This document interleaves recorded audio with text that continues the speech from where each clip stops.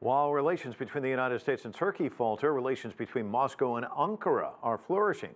Bulent Aliriza is Director and Senior Associate of the Turkey Project at the Center for Strategic and International Studies. He says this creates a diplomatic opening for the Kremlin.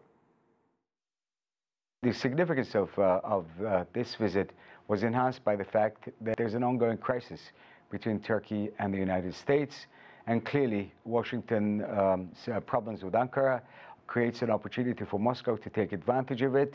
And obviously Putin likes the idea of helping to detach as much as possible a member of NATO away from the NATO front that Washington has been trying to build against it because of what's been happening in Ukraine.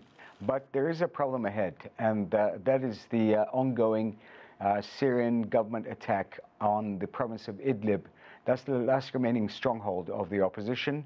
Turkey has a link to the groups that are there, and as they get attacked by the Syrian government forces on the ground and Russian aircraft, I think the Turkish-Russian relationship is going to be strained.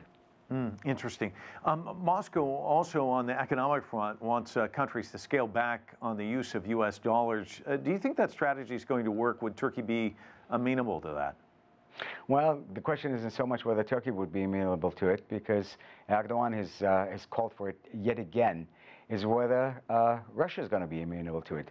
Look, Turkey buys almost 2/3 of its gas from Russia. And if Turkey wants to pay in Turkish liras for it, would Russia, which is in need of foreign currency holdings, would it accept it? My guess is that it is not ready to move in that direction. And Lavrov's comments today that Russia has been studying this for some time is a way of punting on this issue. What type of recourse is available to Turkey? How can they strike back? Now, could Turkey move away from the United States and from the U.S.-led global economic system towards Russia, maybe even more towards China, even closer relationship with Iran, which is about to be subjected to new sanctions by the U.S.?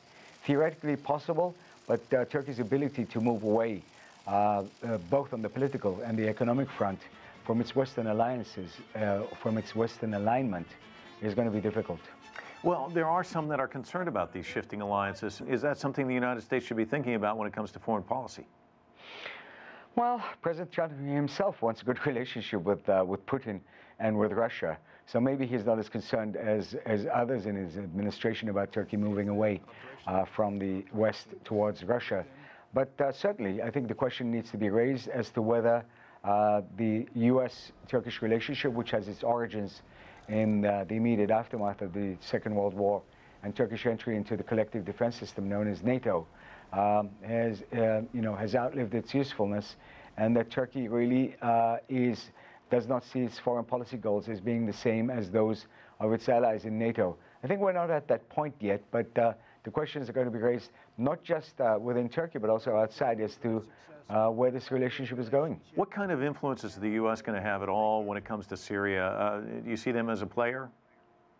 Well, again, back to the Trump factor.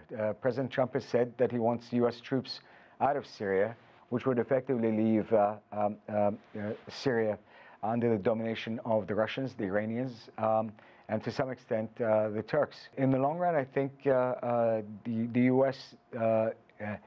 can disengage itself from Syria, but as it does so, it has to take into account how much of an impact that will have on its ability to contain not so much Russia as Iran, because Iran's influence in Syria is something that a lot of people in Washington are concerned about.